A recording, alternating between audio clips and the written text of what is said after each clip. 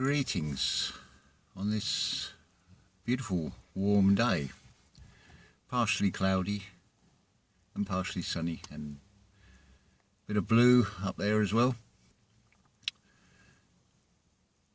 Let's see, what do we want to talk about here? Several things really. Firstly, language.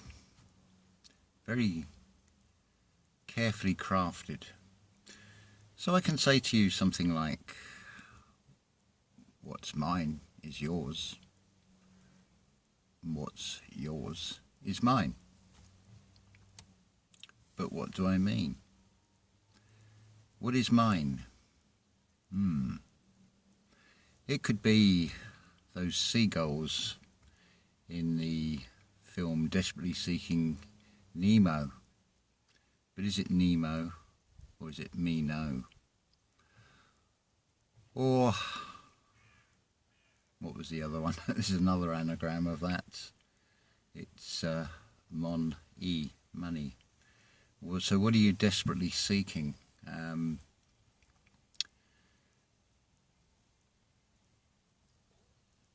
Interesting, isn't it? So mine. When empty there, I lost the train of thought, but it's come back. So mine. So it can be like those seagulls in that film where they're going mine, mine, mine, and that selfish, it's all mine. But what is mine is yours. It's a bit of a trick in a way, because now if we put it in the past tense, it becomes mind. So what's mine is yours could be interpreted as I'm giving you a rabbit hole. I'm giving you a reality that has a his story and plausibility that is very much like Swiss cheese. It is full of holes. So when we put mine in the past tense, it becomes mind. And that's very interesting. See the way you've got two unrelated descriptions or words that represent something. So you've got a mine where you're extracting, you're taking, you're removing. You're not putting anything back, you're just leaving a cavity. A cave eye, tie. The spiritual eye, it's tying it. And mind. Mine dead, because it's past, or is it referring to the mind? Up to you, which way you want to hear these things and how you want to see these things. But are you using your eyes and your ears with that seeing and hearing? And which eyes and ears are you using? When the eye is singular, comes to mind. And in meditation it is about stilling the mind, emptying the cup so it can be refilled with light. I'd like in this video to put out an open invitation, because I think it'll be very telling in the results that come back from this. And the more that do this will also possibly give an indication if things are as mysteriously updated and as frequently as with, say, Wikipedia. So ideally what you need to do is have a way of recording Google voice search on the phone, Alexa or Siri, and ask a series of questions. The clue was given in the silence of the lambs, because this ties into that story where Daniel wrestles with the lion. It's also the lion and the lamb. The lion lays down with the lamb. Now in the film they're giving you the silence of the lambs. And that famous line of "look inside, Cayce." The clarity is inside. Cayce, clear, clarity. It's Cayce because it's an essence, it's your inner you.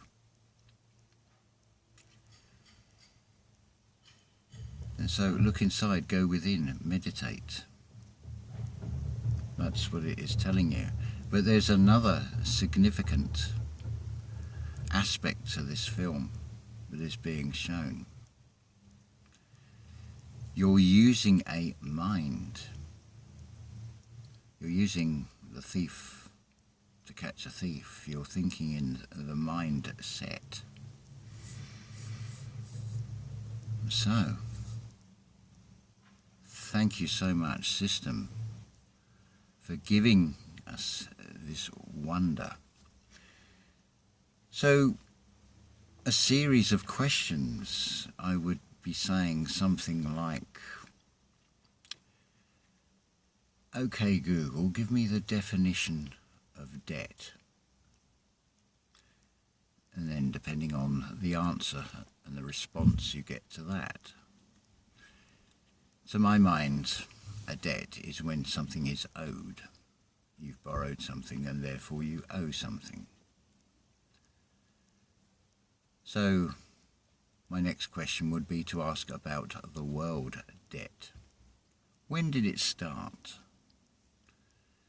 Who gave the initial loan? To whom is this debt owed to? Normally with, in this reality, utility bills and things, you get red letters, final demands. They can't wait to get their money. But a world debt, well, who's it payable to? So that would be my question. But then I'd have another question. I'd be posing a series of questions like this. If I had an absolute loathing of humanity, what would be the recommended method to annihilate it? What would be the most expedient method to carry out this plan? Be interesting to see what answers come back. I would then start probing Google and Siri and Alexa, and I'd be asking, what is the source of its information? Where does it come from? Who created it? Because it's all about knowing the creator, is it not? But we're looking at the mirror, we're looking at the reflection, we're reflecting upon this planet, this reality, this opposition that we are brought in to have this experience.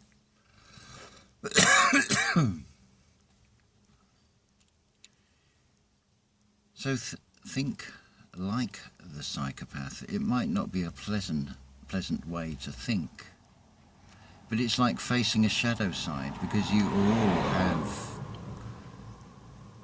this in you. You all have 12 aspects to your mind, 12 cranial nerves, your 12 disciples. But who is the master? Are these disciples being disciplined by the light inside? Are they kept in check? Because is that not always an analogy, the checkerboard? So what about keeping things in check? Not writing checks. Because this is all happening in the metaphysical. You've only got to look at the pattern with the perceived thing called history, his story. And that I think it's fair to say the general conception, when you're talking of Egyptian and Roman slaves dragging these great sort of boulders, and then you'll have ships and you'll have slaves rowing, and warfare. It's been very much about an assault on the physical, where it has morphed more into an assault on the mind. Most people would think it crazy if you suggested, or dared to suggest, that there is a war going on all around them. The system has given you an invisible enemy. The reality is there is an invisible enemy. It's not quite the same. It's again down to perception on which script you have seen this, the perspective you've seen this from, or whether you have seen it from an internal perspective and you have observed the reality, whether you have done the inner work, whether you have got this experience, whether you've had the visions, or however it is shown to you. So this brings me on to a third part, which has only just come back into the mind. It's not stored in there. This is something I wanted to bring into this video. Beautiful lecture on the Brian Scott channel, and it's Edgar G. Cayce's account of the Akashic record. He was known as the Sleeping Prophet. I'll put the link in the description. And then I thought, yes, there's Manly P. Hall's interpret of the Akashic record. Now, it's fresh in the mind. The Edgar G. Cayce one describes it, this hall of records, as being without walls, not a physical building like a library. But imagine if it were in your mind, as it were. I can describe it as being like the interior of a library, and yet you can see those walls, you can see the floor, but you can also see through them. It's like a transparent outline. That's how I was shown this when I did that journey and went there. You can see the, should we call him a gatekeeper, or the keeper of the Akashic records. It's effectively the book of life, the mind of God. I can't even describe the gatekeeper. I was only aware of a presence that I cannot even put a form to. And this book, my life's journey, it is like a hardback cover of a book, like say a picture of green leather. This is how I was shown it. And you look at it, and it captures everything. It's a moving image that you see in the mind, and you hear and you feel. But as Edgar G. Cayce says, it's individual. It's your individual spiritual path, even with this Akashic records. Your experience of it, you may see it in a different way. It'll be known only to you. The experience is known only to one. Whether anybody else actually ever believes it is irrelevant. You know from feeling this, because this is where everything is generated. I think it should be quite clear that everything is pointing that way. The going within, the radiating out from the heart, the magnetics. I wouldn't chuck the baby out with the bathwater. There was a comment about Greg Braden, for example, sold out a long time ago, and this whole thing with this whole new age. But there is that grain of truth. You cannot build a lie without there being a grain of truth on which it is based. This is fundamental fund a mental, how are you funding that mentality? What are you feeding it?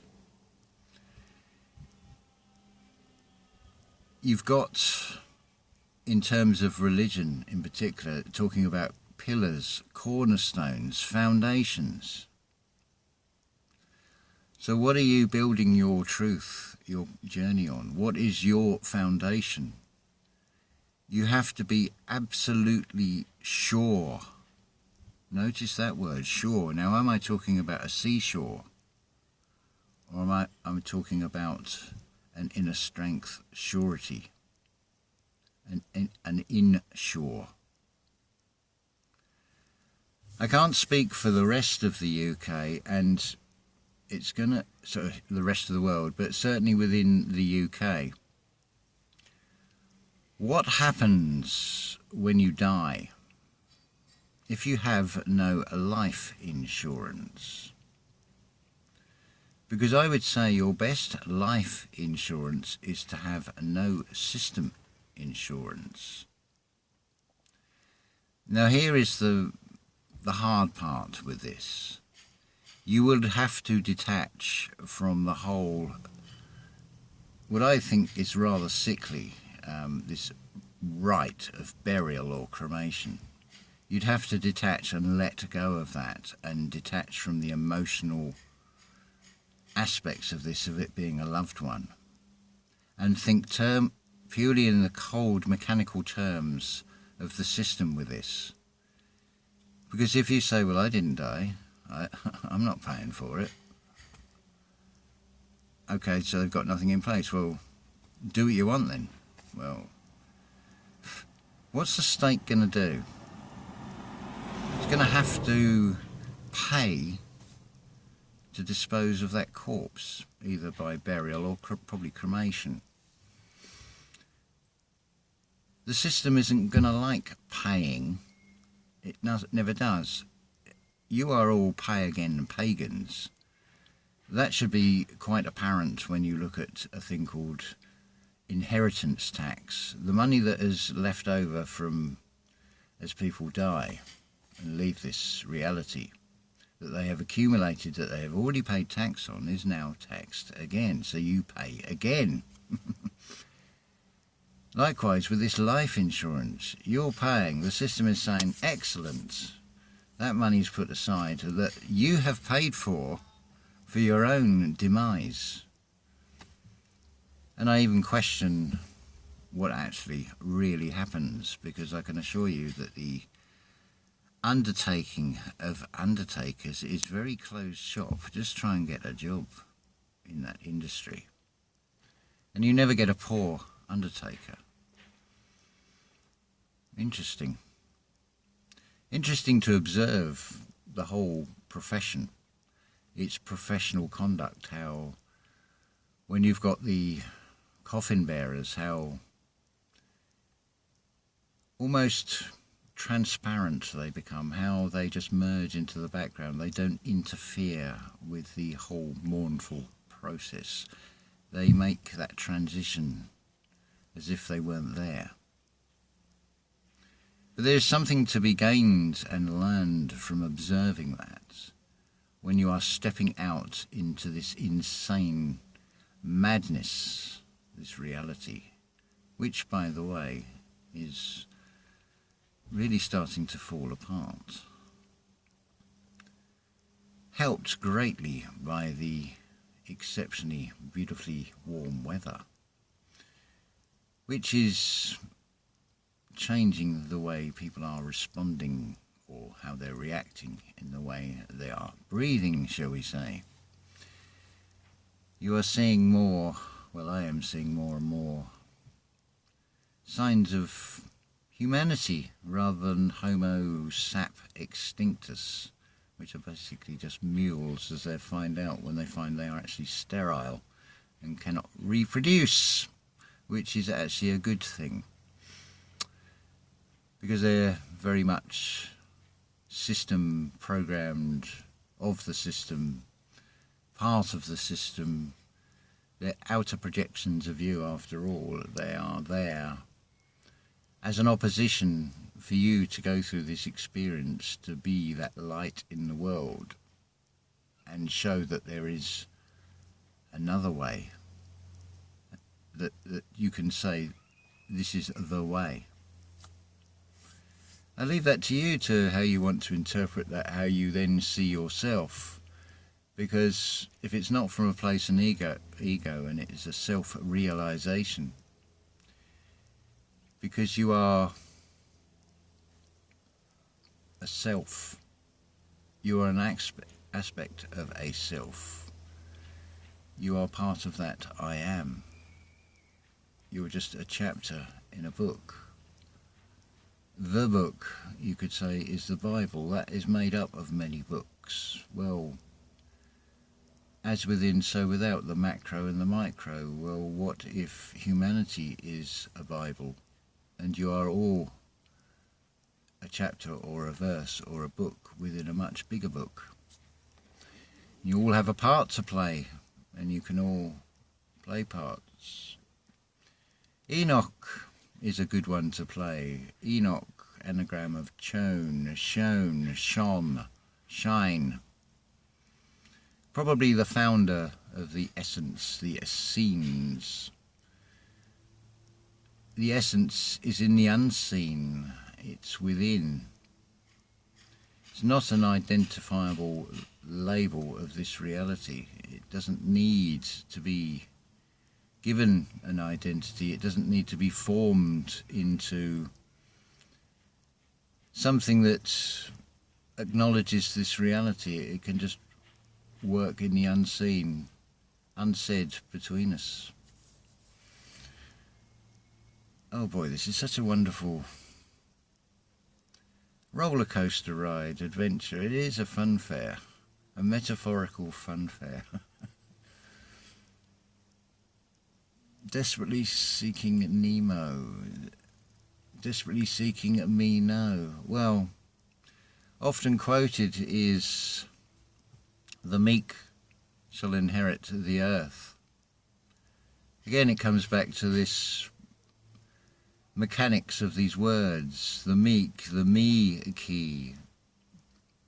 Humanity will, or man, will go extinct. So what?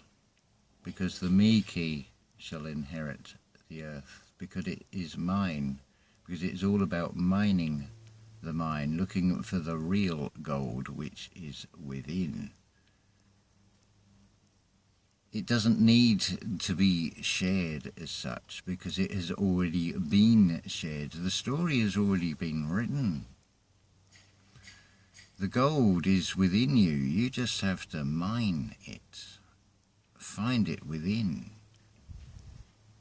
Even in the physical vessels, it's that traces of gold, those transition metals in the blood. Around, the greatest concentration is around the heart of gold. Find it within. Not going to have negative endings to videos and things. Now, this is something else, creativity. YouTube is such a wonderful teacher. Now, Karen, Sun and Moon Family United channel, Samfu channel, she often has the ends of her videos cut. I was a guest on her channel, and I thought that was a bit of an abrupt ending, and it's like, yeah, they've done it again. Karen then put in the comments that, oh my God, they've cut the ending. Well, we stretch time, so I'm going to say ta-ta for now, but carry on talking and put this to the test, because to find the truth, do you not test and question everything until you get to the point where you find it'll all be revealed within when you stop questioning? But as part of that process, before even going within and still looking without, it is being presented to you. If you just reflect upon it, see the mirror, see the reflection in the mirror, you'll find it. And when you find it, you'll feel it, and there is the truth known only to one. It be within you, it always was. So, second ta-ta for now, and see how this goes.